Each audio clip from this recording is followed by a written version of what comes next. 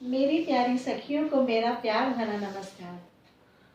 सखियों, पार्ट 3 में हमने आप सबको बताया था कि पूजन कैसे करना चाहिए और पूजन की विधि और सामग्री बताई थी। अब हमें पूजा का पारण कैसे करना चाहिए।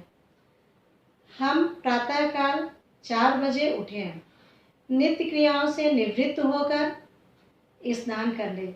स्नान के पश्चात हम वही वस्त्र धारण करेंगे जो कल हमने पूजा के समय धारण कर रखा था। वस्त्र पहने,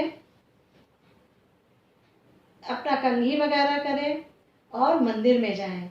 मंदिर में जाकर शंकर पार्वती गणेश जी की उसी तरह से पूजा करें जैसे हमने कल किया था या रोज जो पूजा करते हैं।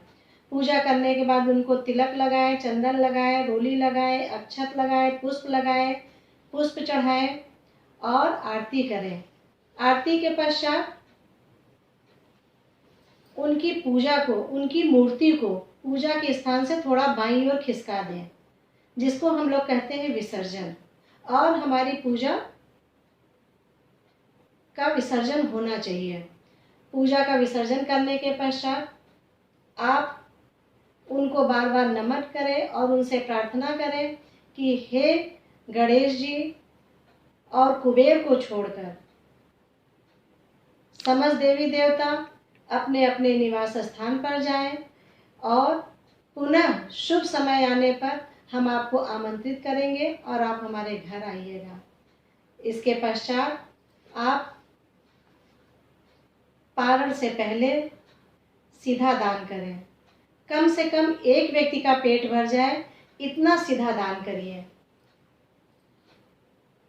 जो सीधा आप देते हैं, सीधा में विशेष ध्यान रखिए कि अगर आपने एक व्यक्ति की दाल दी है तो उसी दाल के बराबर दाल में जितना नमक पड़ता है, जितनी हल्दी पड़ती है या जो भी चीज़ आप दाल में डालते हैं उतनी चीज़ें आप सीधा में निकालें। हम अज्ञानतावश कभी कभी दाल थोड़ी दे देते हैं और नमक ज़्यादा दे देते हैं। सखियों, इस बात का हमें ध्यान रखना है कि जो हम देते हैं वही अगले जन्म में हमें प्राप्त होता है। हम तो कहते हैं अगले जन्म नहीं, हमको इसी जन्म में प्राप्त हो जाता है।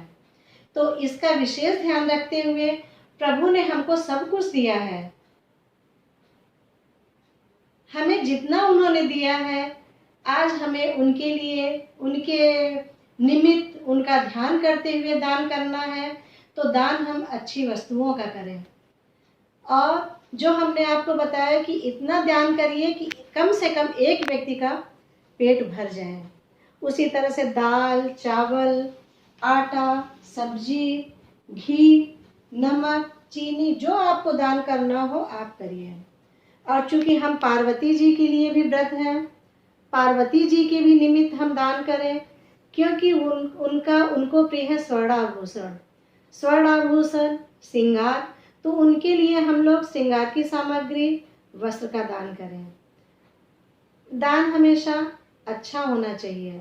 वस्त्र दान करें, छोटा करें, थोड़ा करें, लेकिन अच्छा करें। और सबसे बड़ी बात सखियों, हम आप लोगों को ये बताना चाहेंगे कि कल के पूजन से, कल के व्रत से, शंकर भगवान के परिवार से हमें ये प्रेरणा लेना चाहिए कि शंकर भगवान के परिवार में कौन कौन लोग थे। शंकर भगवान के परिवार में सांप थे, बिच्छू थे, नाग नागिन थे, विभिन्न प्रकार के जीव जंतु थे। जैसा समावेश उन्होंने कर रखा था अपने परिवार में, उसी तरह से हम सब सखियों को अपने परिवार का विशेष ध्यान रखना चाहिए। हमारे सास ससुर हैं, हमारे जेठ जिठानी हैं, हमारे देवर देवरानी हैं, हमारी नंद हैं।